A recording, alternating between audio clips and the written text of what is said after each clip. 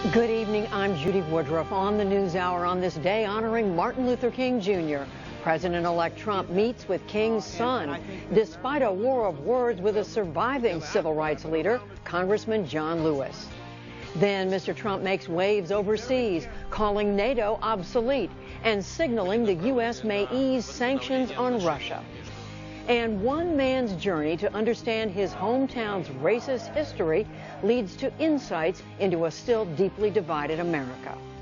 We were raised with this notion that every day America gets a little bit more just. And I think, in the research I learned that what that leaves out is that sometimes the gains of one generation are given back in the next. All that and more on tonight's PBS NewsHour.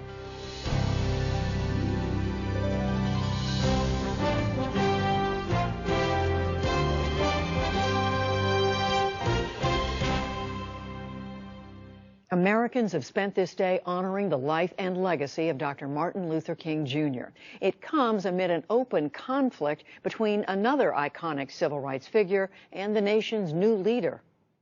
President-elect Trump marked the King holiday by inviting the civil rights leader's son to his New York tower. Martin Luther King III called it a very constructive meeting and quoted the president-elect saying he wants to reach out to all Americans. I believe that that's his intent, but I think also we have to consistently engage with pressure, public pressure. It doesn't happen automatically. My father and his team understood that, did that, and I think that Americans are prepared to do that. King steered clear of the Trump feud with a civil rights hero, Democratic Representative John Lewis of Georgia. I think that in the heat of emotion, a lot of things get said on both sides. The war of words began Friday, with Lewis telling NBC that Trump's election was not legitimate because of Russian meddling. The full interview aired Sunday. I don't see this president-elect as a legitimate president. Lewis also said he'll boycott Friday's inauguration. All told, more than 24 members of Congress now say they'll do the same. The president-elect fired back at Lewis over the weekend, tweeting that he should, quote, spend more time on helping his district, and calling him all talk, talk, talk, no action or results. On CBS this weekend, Vice President-elect Pence also pushed back. To make a comment that he did not consider Donald Trump to be a legitimate president, I think is deeply disappointing. I believe inaugurations are a moment when we should come together around that individual who has been elected to be President of the United States of America. Today at a King Day breakfast in Miami, Lewis ignored the Trump criticism. Instead, he issued a call to action to his listeners. You must have courage. You must be bold. And never, ever give up when you know that you're right. For his part, Mr. Trump canceled an early plan to spend the holiday in Washington and visit the National Museum of African American History and Culture. But the vice president-elect was in Washington at the Martin Luther King Jr. Memorial. President Obama, in his last week in office, took part in a service event at a D.C. family shelter. In the day's other news, there was no sign of a let-up in another confrontation, this one between Mr. Trump and the intelligence community. It started when outgoing CIA Director John Brennan said Sunday that the president-elect must do more than, quote, talk and tweet about national security. Do you think that Mr. Trump understands the threat from Russia? I don't think he has a full appreciation of Russian capabilities, Russians' intentions, and actions that they are undertaking in many parts of the world. And that's what the obligation and responsibility of the intelligence community is. Later, Mr. Trump fired back on Twitter. He criticized the CIA's record on conflicts in Syria, Crimea, and Ukraine. And then, referring directly to Brennan, he asked, quote, was this the leaker of fake news? The president-elect also raised hackles across Europe with critical comments about NATO and the European Union. We'll turn to that story right after the news summary. On the domestic front, the incoming president now says he means to replace Obamacare with health insurance for everybody. He's told the Washington Post that his plan is nearly complete and that it will offer, quote, much lower deductibles, but he offered no details. In Turkey, there is word that police have captured the man suspected of killing 39 in an Istanbul nightclub during New Year's celebrations. The Islamic State group had claimed responsibility for the New Year's attack. It triggered an intense nationwide manhunt. Turkish media reports say that the Uzbek national was taken into custody during a raid in an Istanbul suburb. A Turkish cargo plane crashed today in Kyrgyzstan, destroying half a village and killing at least 37 people. The Boeing 747 was trying to land in dense fog near the capital city, Bishkek. There was no immediate word on what caused the crash.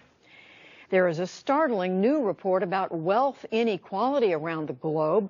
The anti-poverty organization Oxfam reports that the 8 richest men on Earth own as much as the entire poorest half of the world's population. That's about 3.6 billion people. The report says the gap has grown from what it was just a year ago by a significant amount. We've seen countries in the last 10 years that have bucked the trend, that are going in the other direction, that are reducing the gap between rich and poor. One thing they do is they get the rich to pay their tax. We've got a situation where billionaires are paying less tax often than their cleaner or their secretary. That's crazy. We're seeing wealth channeled upwards. The report was released ahead of the World Economic Forum in Davos, Switzerland. 10 more long-term detainees have left the U.S. prison at Guantanamo Bay, Cuba. The Persian Gulf state of Oman announced today that it accepted the 10. That leaves 45 prisoners remaining at Guantanamo. President Obama has pushed to close the prison. President-elect Trump has vowed to keep it open. Conservative political commentator Monica Crowley has backed out of a job with the new Trump administration amid an alleged plagiarism scandal. It's widely reported that she decided against serving at the National Security Council. Crowley is accused of plagiarizing parts of her doctoral dissertation and her 2012 book. The World Series champion Chicago Cubs were feted today by the White Sox fan who calls the White House home. The Cubs were the last championship team that Mr. Obama will greet while he's in office. They presented the 44th president with 2 special jerseys. The Cubs won the series last November for the first time since 1908. And former astronaut Gene Cernan died today in Houston. He was the last of a dozen men to walk on the moon. A handful of others still survive. Cernan commanded the Apollo 17 mission to the lunar surface in December 1972. In later years, he urged Congress to approve a return to the moon. Eugene Cernan was 82 years old. Still to come on the NewsHour, our Politics Monday duo previews Inauguration Week. Lessons on race from a city that once forced out its black residents, and much more.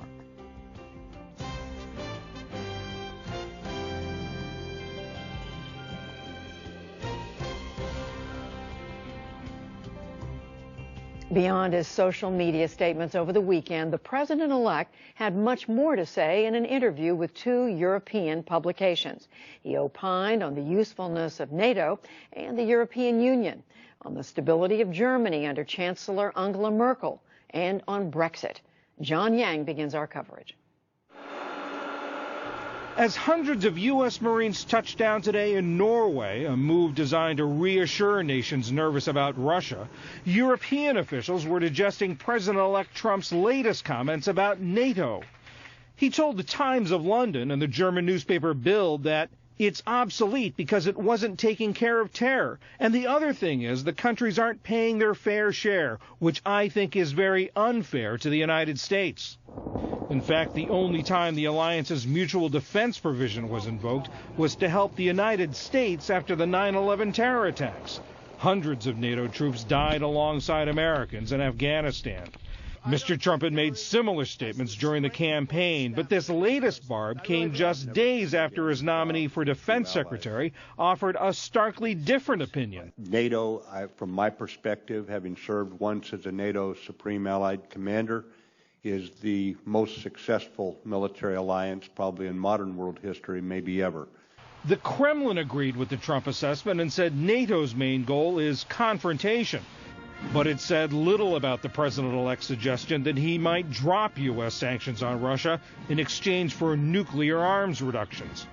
Mr. Trump also said he's indifferent about the European Union's future in the wake of Britain's vote to leave it. Personally, I don't think it matters much for the United States.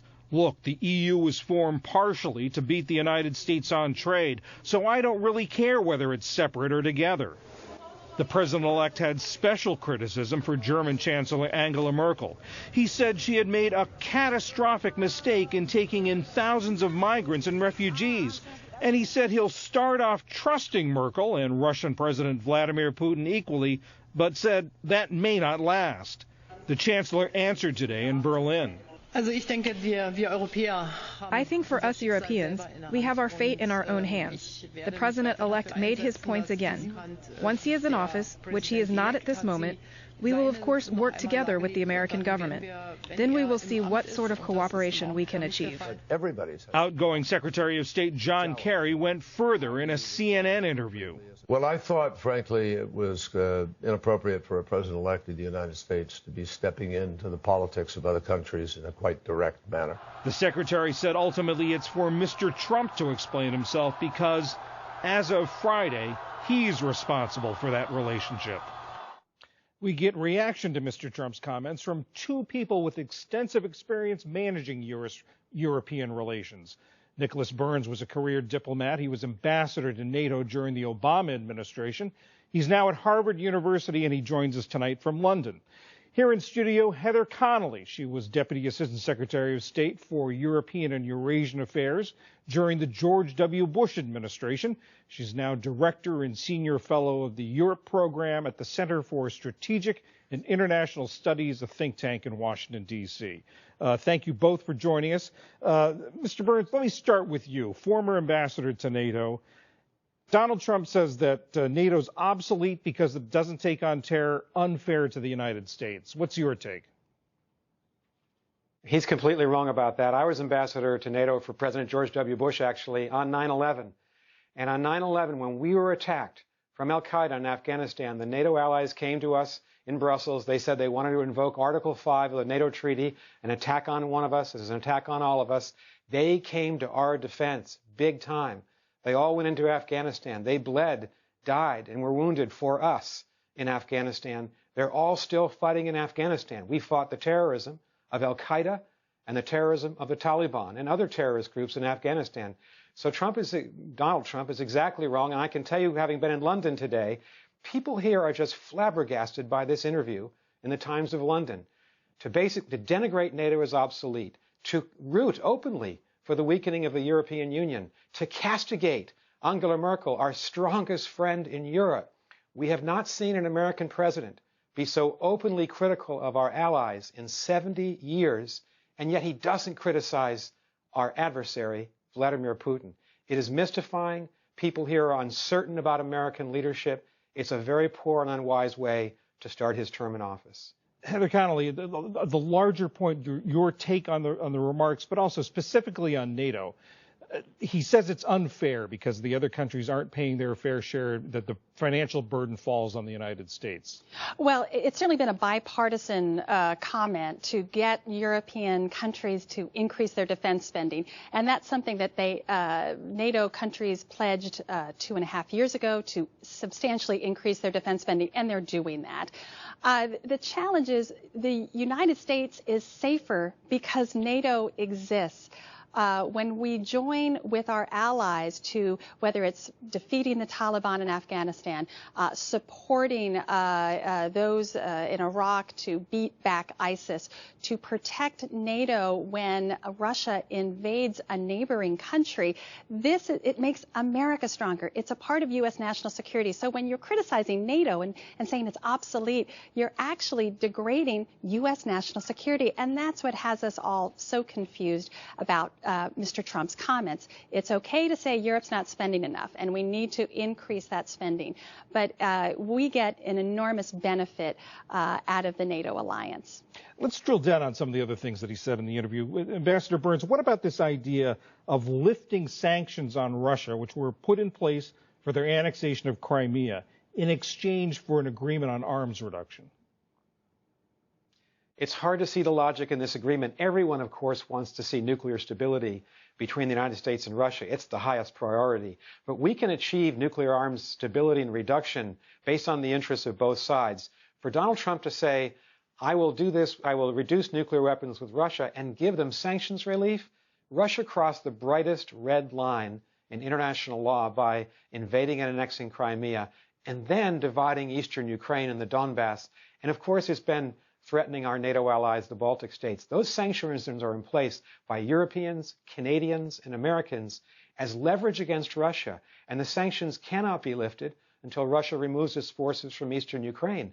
If it doesn't do that, and if we give away on sanctions, Russia gets away with grand larceny. The European leadership will be furious with the United States, Angela Merkel especially. She negotiated these sanctions with President Putin directly.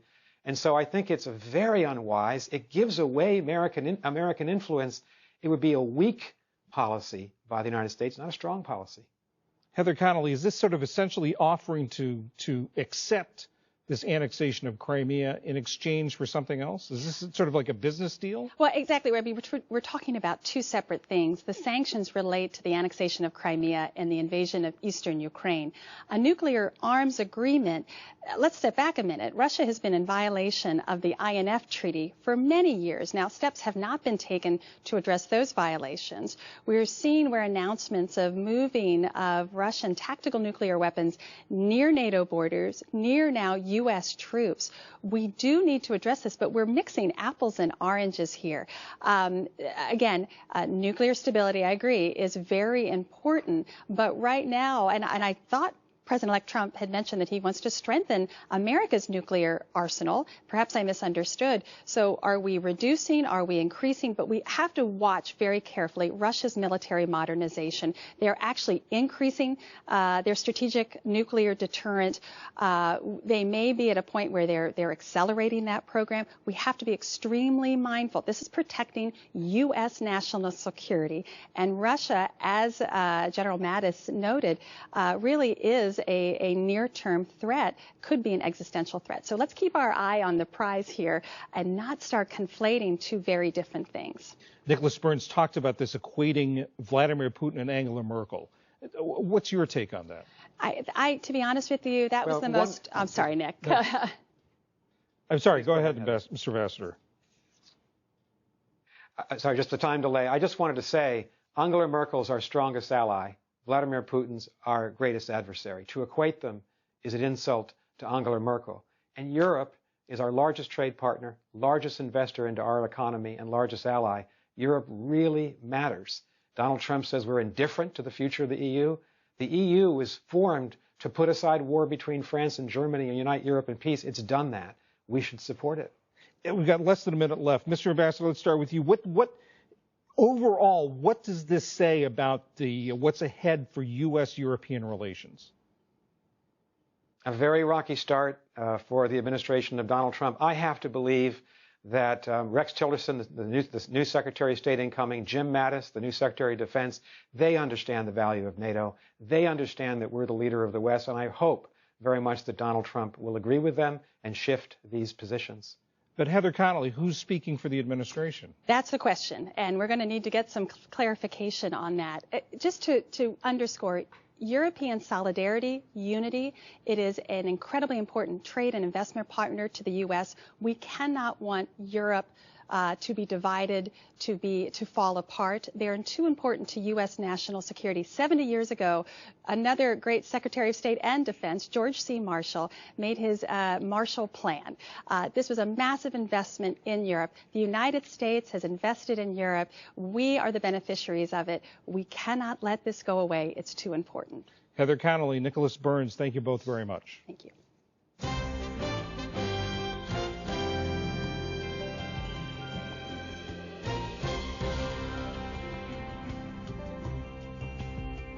That brings us to Politics Monday, this inauguration week, with Tamara Keith of NPR and Susan Page of USA Today. Great to see both of you on this Monday. Tam, let me start with you before we get into any of the specifics, inauguration week for this incoming president. How does it look at this point? it looks like it's going to happen. His team says that he is still working on the speech, still refining it. We have no idea what that speech will say, though they promise he'll talk about bringing Americans together. But he's also giving a speech the night before at sort of a pregame rally-in event for supporters. And then, of course, there will be protests the following day. What should we look for, Susan? You know, I think this has been a remarkable period since the president-elect won the election, in how many, 2 months ago?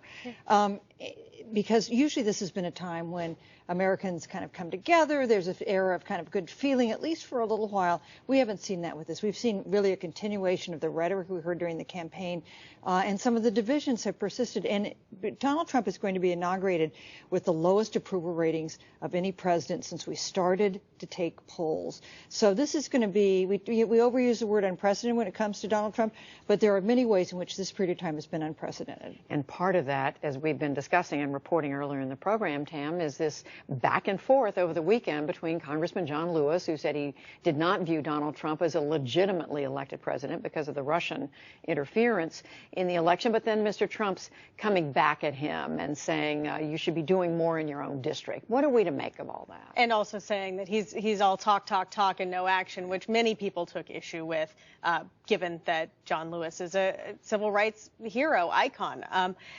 So this is the latest instance of which you could basically go every single week for the last year and a half of Donald Trump taking a fight, taking an opportunity to strike back at someone on Twitter, getting into a Twitter feud. Last week it was Meryl Streep. This week it's John Lewis.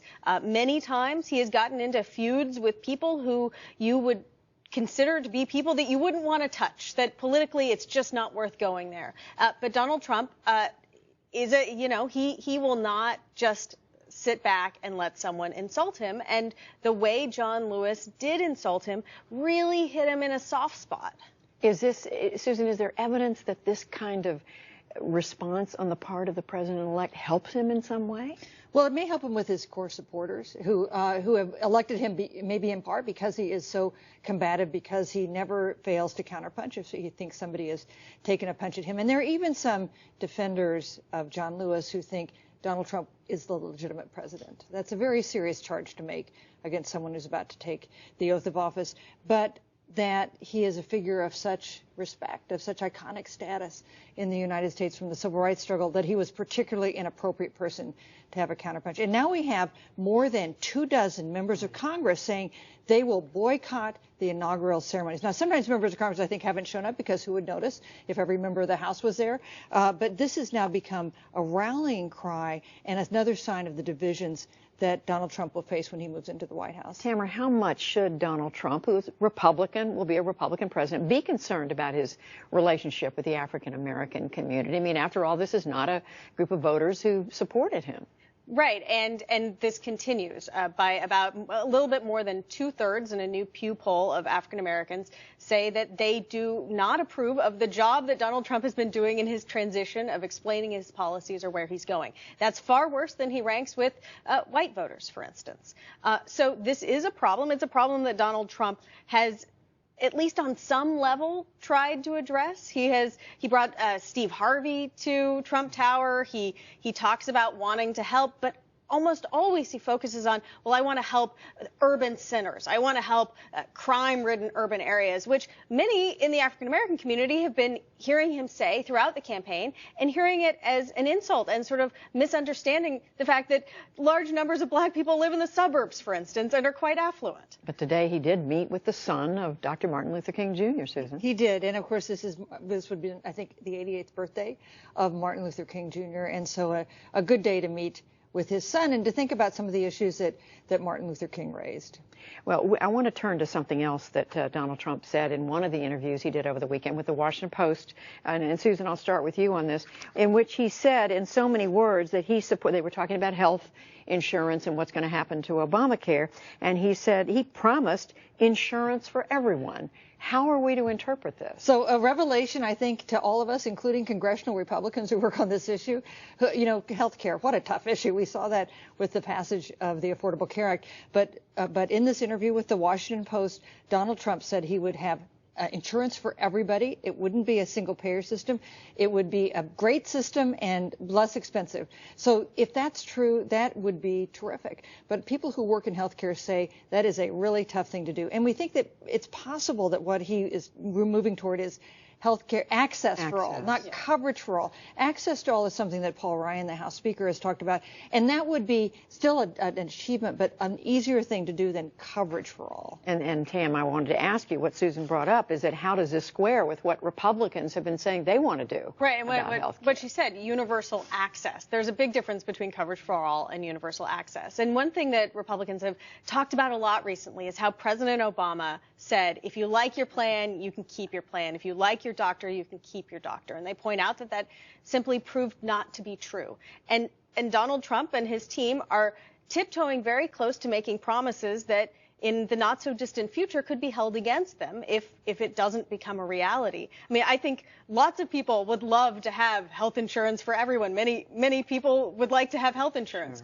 But you know, Donald Trump also said that he had a great plan for knocking out ISIS. And then he never really said what that plan was. We'll have to see. He says you have to wait for Tom Price, his Health and Human Services Agency director, to be confirmed. And then he says right away that plan will be clear. So I think we have to wait to see the plan.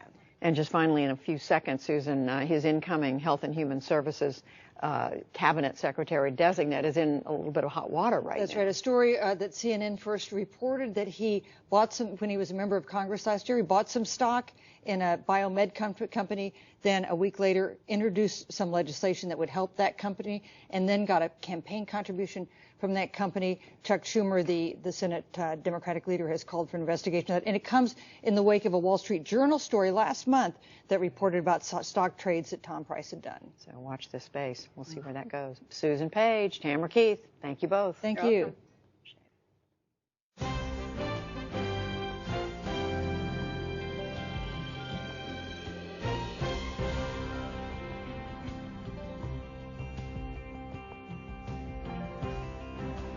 Stay with us. Coming up on the NewsHour, the difficult political task of making Brexit a reality.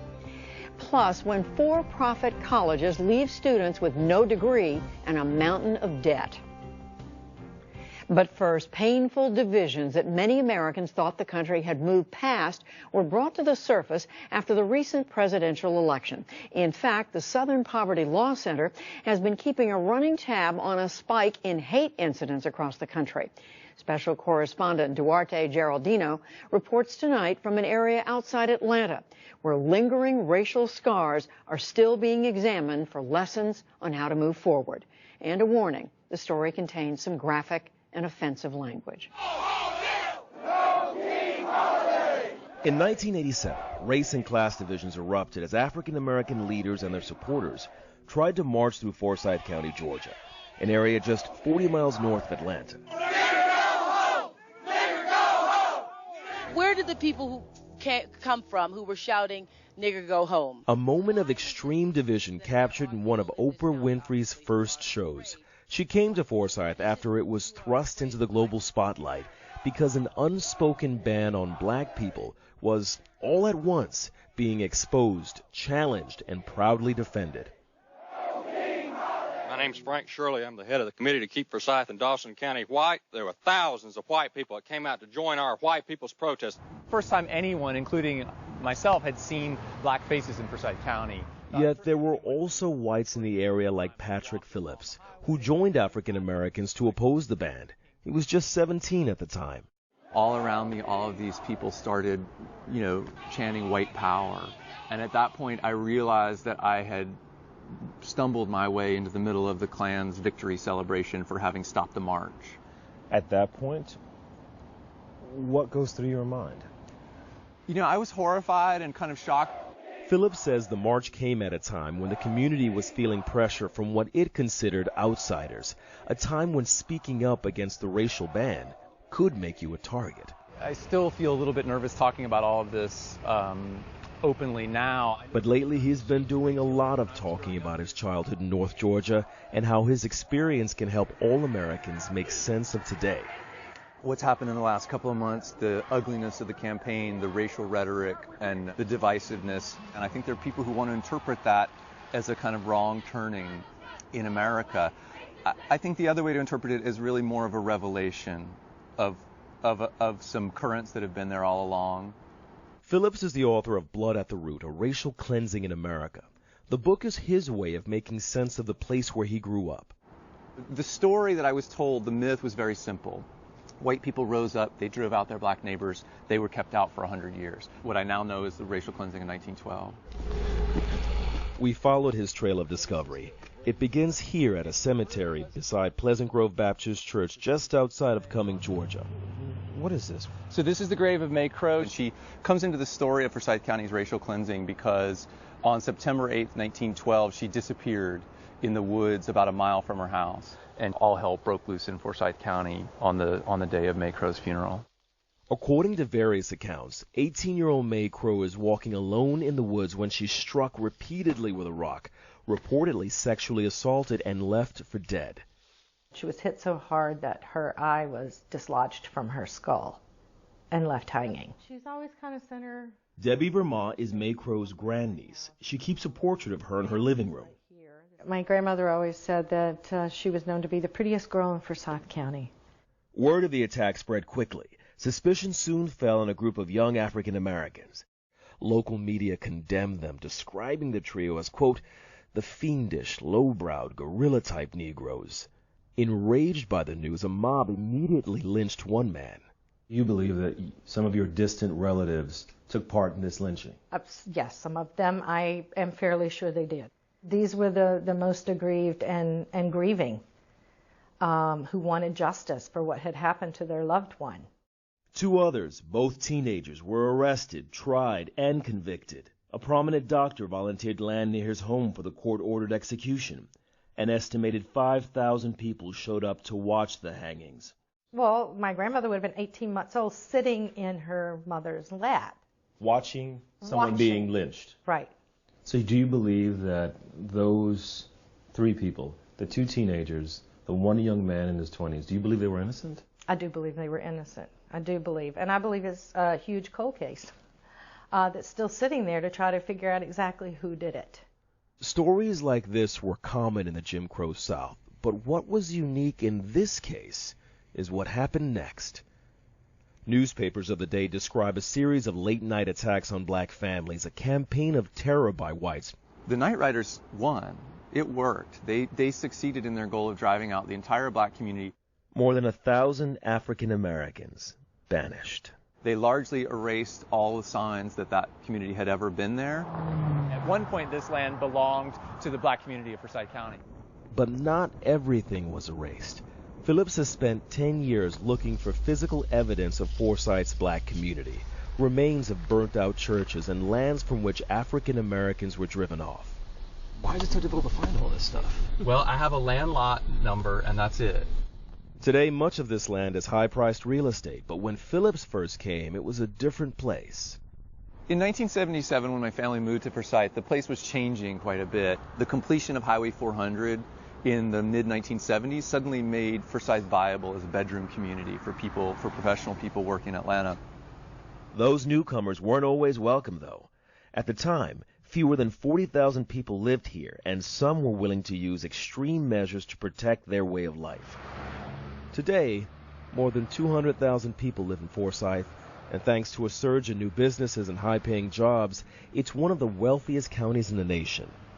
To successfully erase this kind of land theft, to ignore its impact over generations, is really damaging. Come on up, Duarte. Phillips' search did turn up one major marker. Remember the home of the wealthy landowner who volunteered his backyard for the public hangings in 1912? It's been meticulously restored and now houses the local Chamber of Commerce. James McCoy is the Chamber CEO. You know, the events particularly in 1987, it was a soul-searching moment for this community. Much of that was driven by the business community. Since 1987, the Chamber's membership has evolved, moving from mostly mom-and-pop businesses to larger corporations explicitly bound by the Civil Rights Act of 1964. We went from probably a little over 90% being micro enterprises, 1 or 2 employees, to companies that are more in the mid-range business of anywhere between 25 and 200 employees. You can measure just how far Forsyth has come by the candidacy of Democrat Daniel Blackman. He ran to represent the county in the Georgia State Senate. Well, I didn't win, but we got 21% of the vote. I'm almost positive to say that, you know, some white folks voted for me. So the fact that I'm in this county and we were able to run and I'm a black candidate, I think that really speaks volumes, and it shows that we are going in the right direction. Still, less than 5% of all Forsyth residents are black. Yet unlike many African Americans before him, Blackman is vowing to stay. He owns a strategic communications business and is raising his family here. I'm not going anywhere for a long time. But for Phillips in Vermont, the weight of their Forsyth roots are too heavy. Both moved up north decades ago. We were raised with this notion that every day America gets a little bit more just. Every day the wheels of progress kind of move forward. And I think, you know, in the research I learned that what that leaves out is that sometimes the gains of one generation are given back in the next. Because down there nobody wanted to talk about it. Vermont now lives in the Philadelphia area and gives talks to mostly white groups on the lessons of her family's past and what it means for today. I asked her if she feels the country has moved past the kinds of racial conflict that Forsyth experienced. No. There are still so many places that are white enclaves. We are still a very segregated country. Confirming the reasons Vermont was so fearful, the Southern Poverty Law Center has documented more than 1,000 incidents of racial intimidation since the presidential election. For the PBS NewsHour, I'm Duarte Geraldino in Forsyth County, Georgia.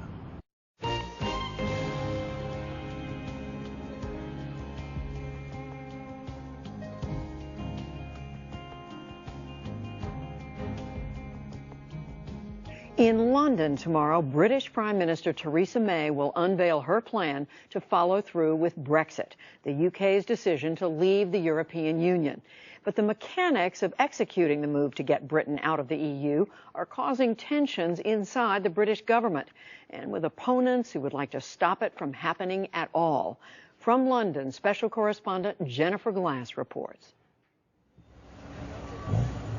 The only thing that's really certain about Brexit is the uncertainty it's caused. The British government wants to start the process by invoking Article 50 by the end of March.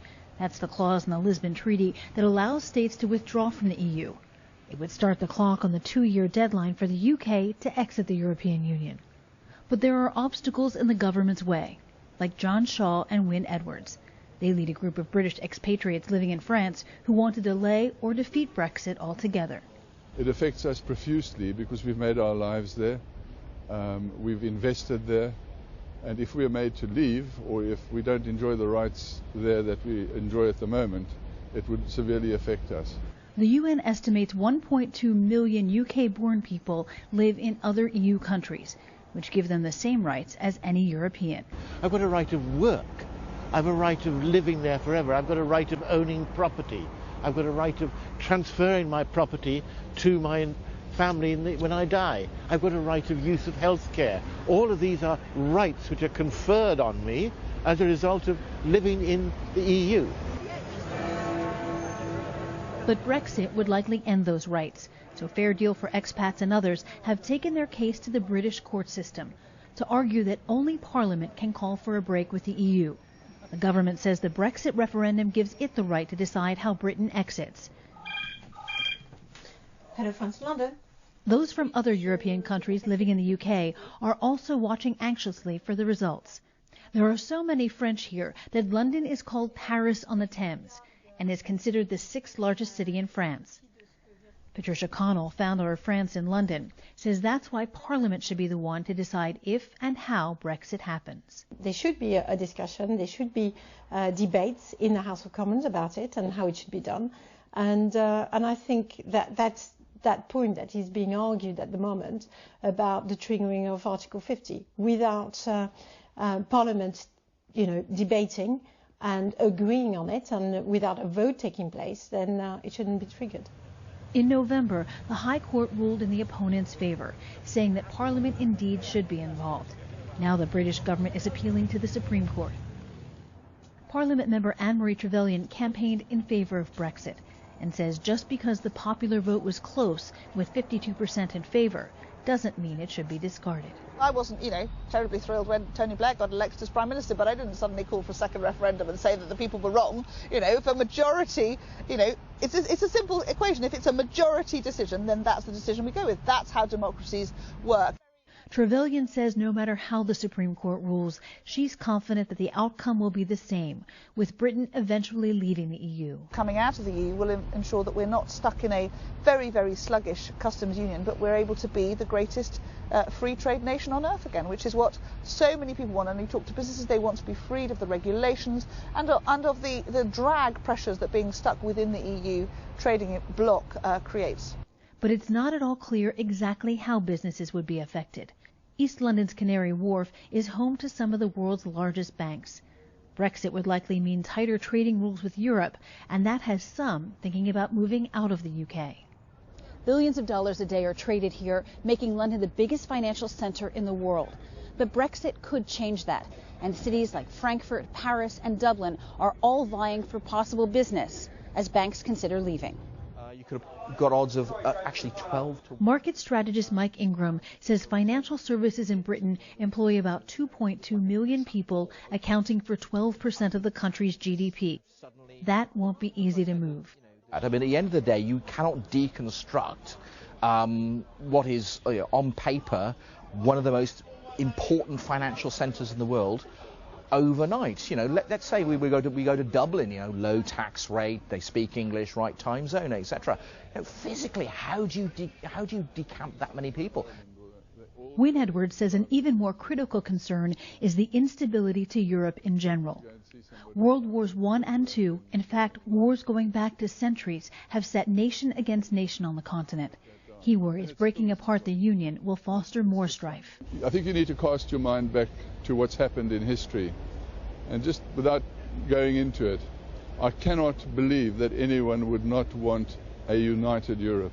I would disagree that I think a dangerous Europe is one where nations feel suffocated by the EU machine, which is trying to overcome and stop those individual nations' views of the world. The Supreme Court is expected to rule this month. Whatever it decides, Britain will remain divided about whether Brexit will benefit or hurt the country. For each side, the clock is ticking towards implementing Brexit, limiting the upheaval it could cause, or stopping it altogether. For the PBS NewsHour, I'm Jennifer Glass in London.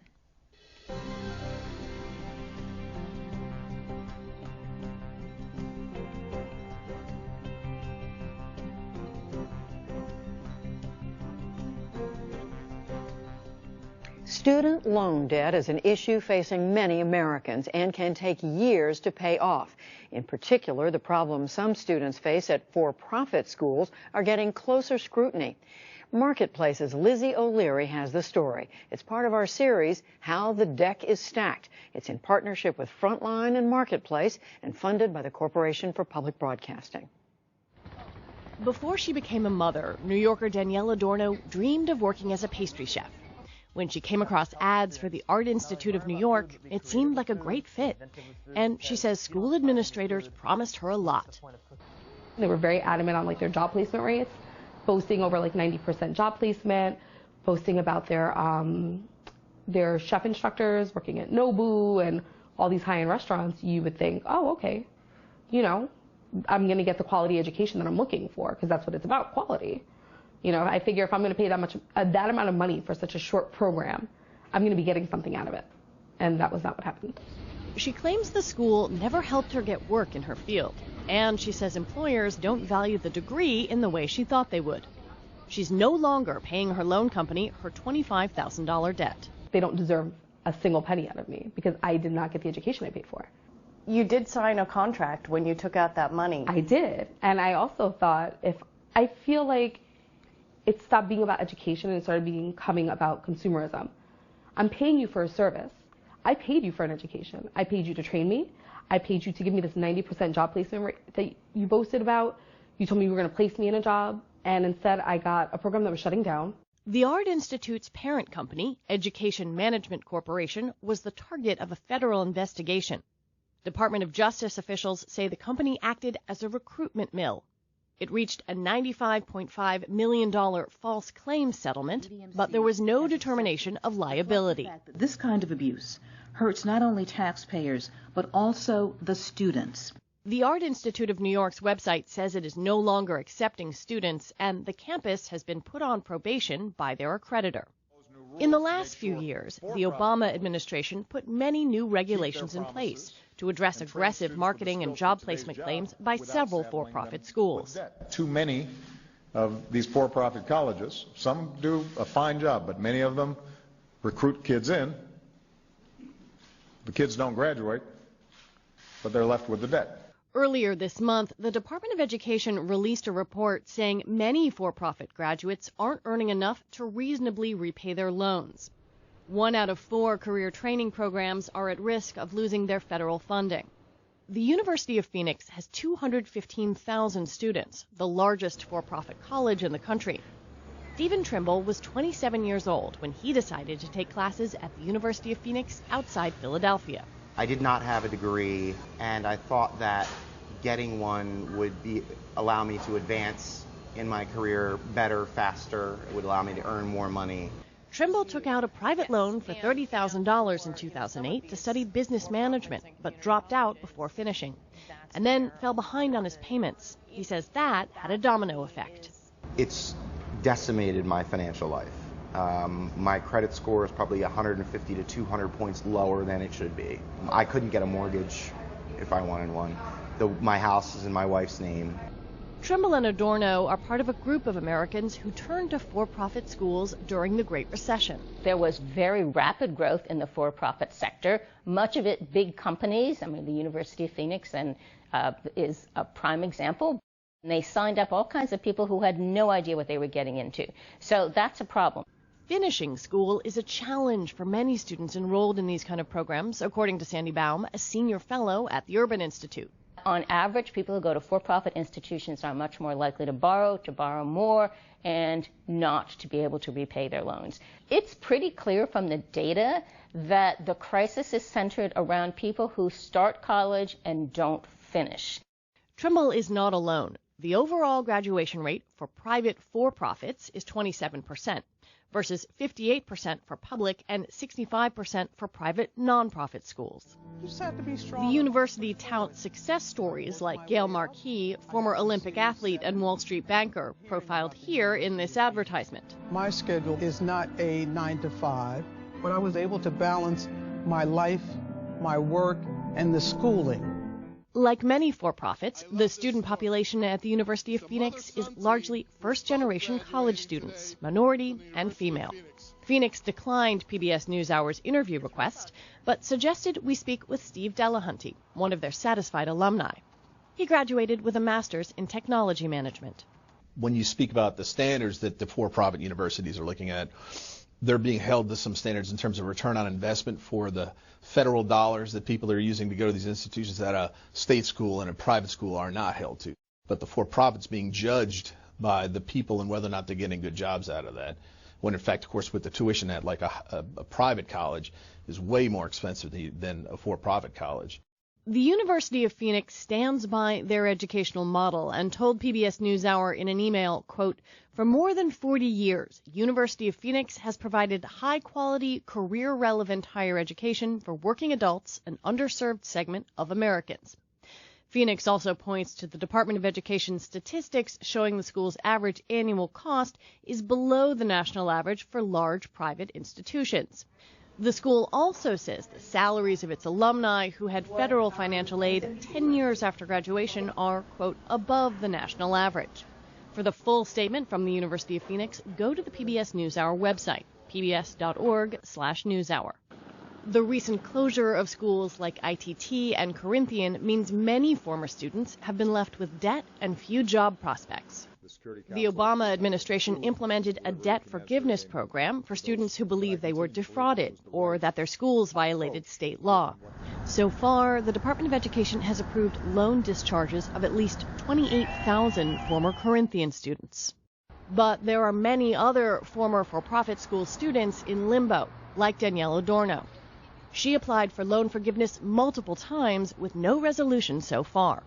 We're going to have a new president January 20th. Do you think about that a lot? I don't anticipate anything beneficial coming out of it. He ran a for-profit school himself. He got sued for his for-profit school. I don't think he has our best interests at heart. President-elect Trump has not yet made clear where he stands on the matter of for-profit schools or whether he would roll back the Obama administration's policies. That leaves lots of questions about what may happen to Adorno and many others. For the PBS NewsHour, this is Lizzie O'Leary in New York.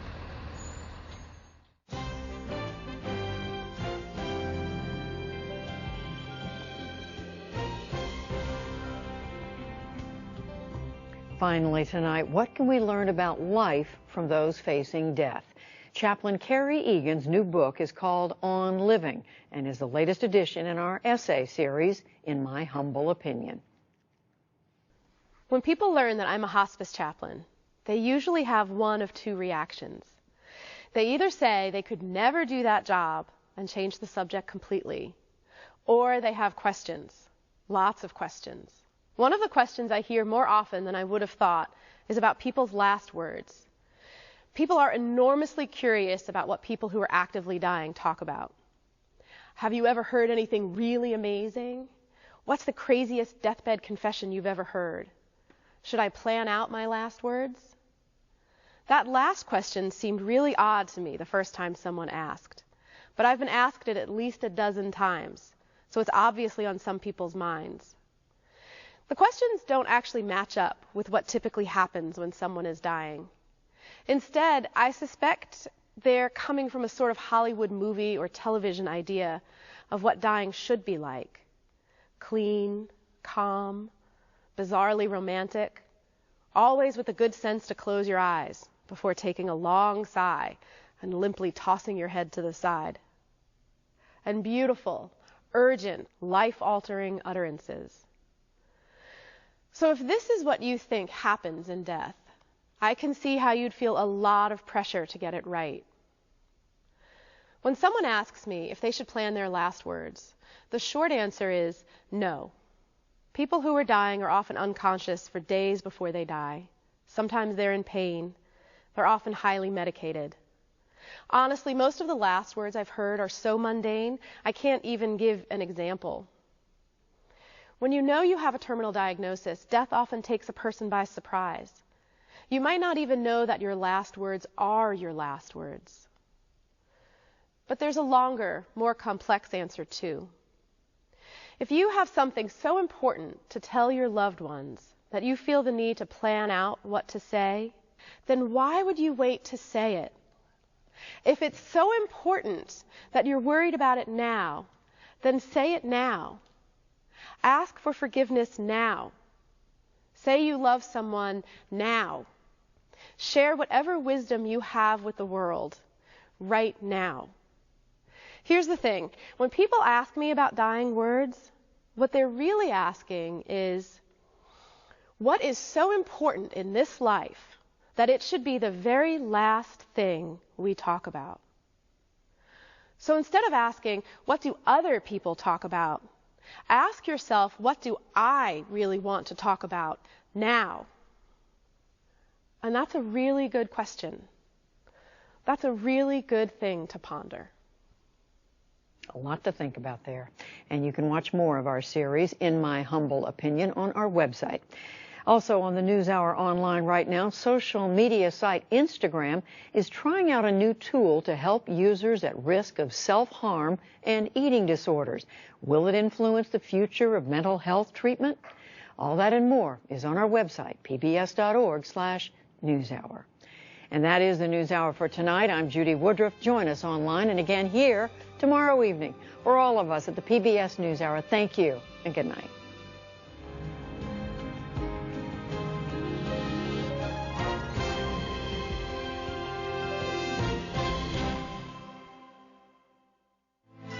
You're watching PBS.